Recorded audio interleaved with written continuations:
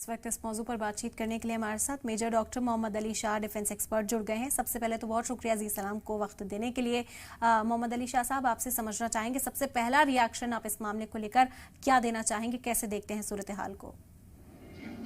जी देखिए, सूडान के जो हालात हैं वो बहुत ही पेचीदा हैं अभी इस टाइम पे, क्योंकि वहाँ पे सिविल वॉर ऑन है और पैरामिलिट्री और आर्मी के बीच में जो झगड़ा गया है और दो जनरल्स के बीच में जो ईगो क्लैश है, मैं ये बोलूंगा, ये काफी टाइम चलता आ रहा है।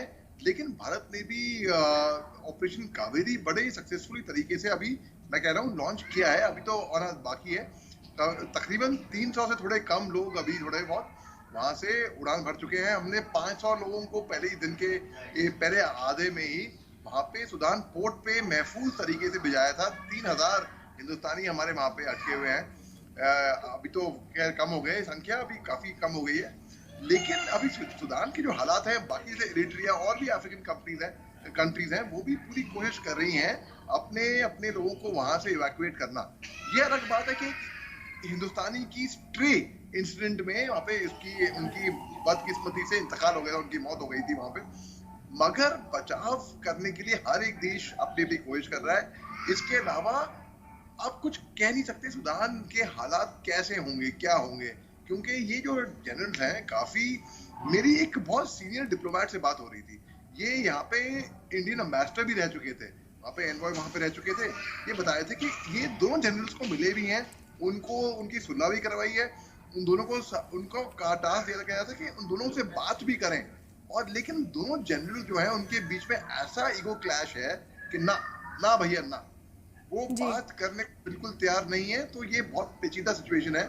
लेकिन ऐसी सिचुएशन में हिंदुस्तान, देखिए, हिंदुस्तान ने चाहे यूक्रेन क्राइसिस हो, ऑपरेशन गंगा चलाया, और जब अफगानिस्तान में तालिबान आ गया था 15 अगस्त 2021 में, तब हिंदुस्तान ने बड़े अच्छे तरीके से वहां से इवैक्यूएट कराया, अपने हिंदुस्तानियों के नहीं, आम अन्य नागरिकों को भी। जी जब गर्म हुआ था तब वहां से इवैक्यूएट किया। बिल्कुल। अब जब शाह साहब, सीरिया, तो नीड ऑफ द आवर क्या समझते हैं आप? यहाँ किस तरह का मौक़िफ़, किस तरह का रुख रखने की जरूरत है?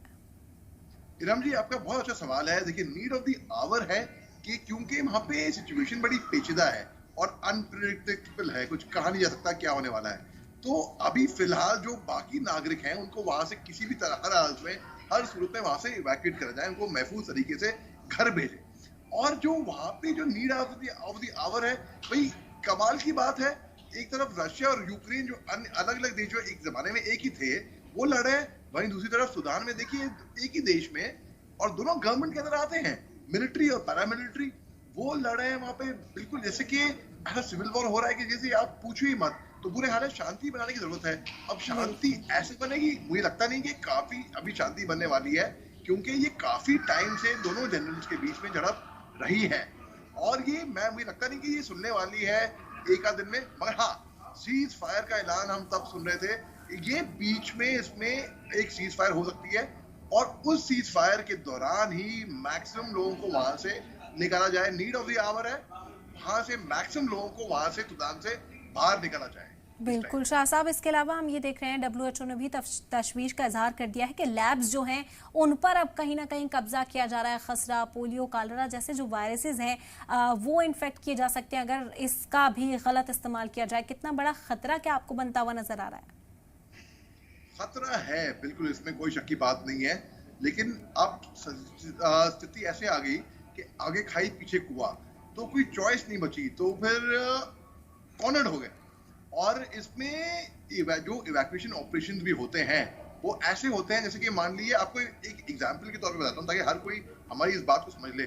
जब एक कोई इंसान को करंट लगता है, खुदा ना खास्ता भगवान ना करे ऐसा कभी हो, किसी को करंट लगता है, तो उसको अगर बचाना है, अगर हम जाएंगे जोश में उसको बचाएंगे और खींचेंगे, हमको खुद करंट लग जाएगा, हम खुद चिपक जाएंगे उससे। तो बड़े मुश्किल से, तरतीब से, प्लानिंग से, डंडे से या प्लास्टिक से, जो कि करंट इलेक्ट्रिसिटी का अच्छा कंडक्टर ना हो, उससे हम सेपरेट करेंगे और फिर हम रेस्क्यू करेंगे। बस उसी तरीके से, जिस तरीके के अभी रेस्क्यू ऑपरेशन अभी चलने वाले हैं, अभी शुरू हुआ है ऑपरेशन कावेरी, उस तरीके से अन्य देशों का, बस वो रेस्क्यू ऑपरेशन में रुकावट ना आए कोई भी, क्योंकि जो रेस्क्यू ऑपरेशन के लिए जा रहा है वो भी किसी तरह अपनी जान जोखिम में डाल के, अपने दिल पे पत्थर रख के वहां पे, मगर खुशी से कर रहा है, वो अलग बिल्कुल। बात है, लेकिन उनकी भी जान जोखिम में है। बिल्कुल शाह साहब, और जिस तरह से कोशिश की जा रही है कि बातचीत हो जाए, अमेरिका की ओर से बार बार मुदाखलत की जा रही है, आपको क्या लगता है इस तरह की कोशिशों को कामयाबी भी मिलती हुई आगे नजर आ सकती है? देखिए, इस तरह की कोशिशों को कामयाबी मिलेगी क्योंकि कोशिश करने वालों की हार नहीं होती। ये कविता है ना, ये सोहनलाल द्विवेदी की, लहरों से डरकर नौका पार नहीं होती, कोशिश करने वालों की कभी हार नहीं होती। एक नन्ही चींटी जब दाना लेकर चलती है, चढ़ती दीवारों से 100 बार फिसलती है। मन का विश्वास रगों में साहस भरता है, चढ़कर गिरना, गिरकर चढ़ना ना छूटता बिल्कुल। है। मेहनत उसकी आखिर बेकार नहीं होती, कोशिश करने वालों की हार नहीं होती।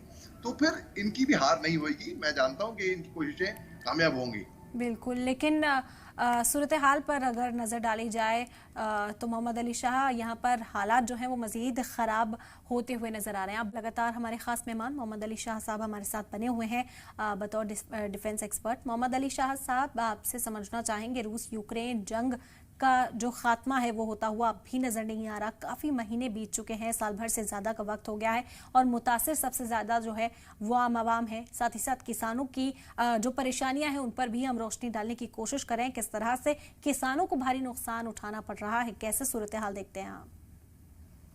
जी, देखिए, ये रूस और यूक्रेन की जंग से आपकी आवाज़ ज़्यादा क्लियर नहीं आई थी, जहाँ तक मैं समझ पाया हूँ, क्योंकि ये थोड़ा नेटवर्क मेरी तरफ से, माफ़ कीजिएगा, थोड़ा ख़राब था। लेकिन जहाँ तक मैं समझ पाया हूँ, रूस और यूक्रेन की जंग में बहुत नुकसान हुआ है दुनिया भर का।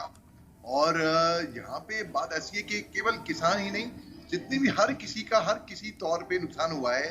जान का, प्रॉपर्टी का, अनाज का, हर चीज़ का, ब्रेड का, दाम का, प्राइस का, तेल का, हर तरीके से नुकसान हुआ है। यही चीज इतनी खराब चीज है, जंग।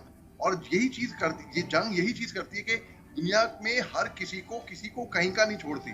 किसी कोई बेघर हो जाता है, किसी के प्रॉपर्टी जाती है, किसी के घर उजड़ जाता है। और किसानों का तो पूछिए ही मत आप, क्योंकि वो बेचारे इतनी मेहनत करते हैं, साल भर फसल बोते हैं। उनका अब गोलीबारी में ही एक धमाका हुआ, और उनके लिए तो बाकी देश के लिए धमाका है, किसान के लिए तो उसकी फसल है, उसके लिए तो एक बच्चे की तरह है। उसने वहां पे बीज बोया, फसल काटी, मौसम में, कड़ी मौसम में वहां पे उसने मेहनत करी।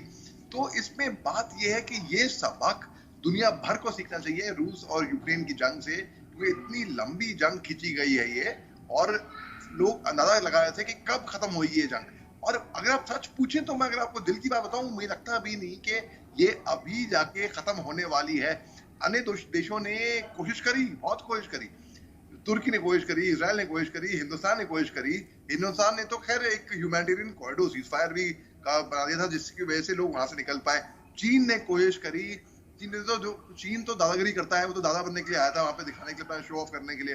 तो बेसिकली मगर कोशिश करी लोगों ने, मगर आग में घी डालने का काम किया वेस्टर्न पावर्स ने, अमेरिका ने, और जितने भी नाटो राष्ट्र हैं, यूके ने, कनाडा ने, जर्मनी ने, उन्होंने धीरे धीरे करके हम यूक्रेन की मदद कर रहे हैं। भाई, मदद ऐसे नहीं होती है।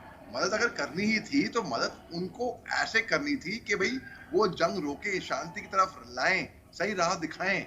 आपकी और किसी की रमजी झगड़ा हो जाए, और मैं आग में घी डालने का काम करूं, मैं और लड़ाऊं, मैं और आपको और हेल्प करूं, मैं कोई मदद नहीं कर रहा किसी की, मैं आग में घी डालने का काम करूंगा, जो कि बहुत खराब बात है। तो बस बिल्कुल। वही काम यहाँ पे हुआ है, और यही काम मुझे लग रहा है, और आगे भी हो रहा है। तो यूक्रेन तो अच्छा मरा है इसमें, यूक्रेन को ढाल बना के उसको अच्छा मराया गया, और सबसे होशियार निकला अमेरिका।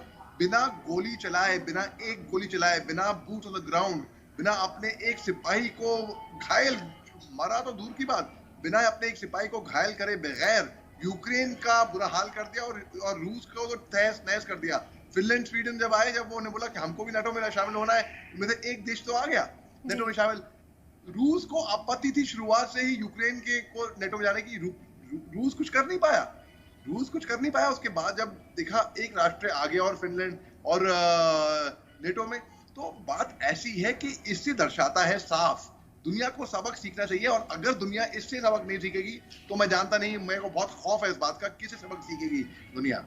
बिल्कुल बिल्कुल शाह साहब, क्योंकि ब्लैक सी का जो रास्ता था वो भी मसला है, उसे बंद कर दिया। तो हम देख रहे हैं कि यूक्रेन तो मुतासिर है ही, साथ ही साथ जो आसपास के छोटे ममालिक है वो भी मुतासिर है। अब देखना होगा कि आगे सूरत हाल क्या बनती है। बहुत शुक्रिया आपका यहाँ पर आपने कीमती मशवरे हमारे साथ साझा करने के लिए।